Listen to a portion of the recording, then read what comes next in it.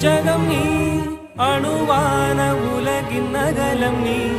எறும்பின் இதய ஒலி நீ களிரின் துதிக்கை கனமும் நீ ஆயிரம் கை உண்டென்றால் நீ ஒரு கை தரக்கூடாதா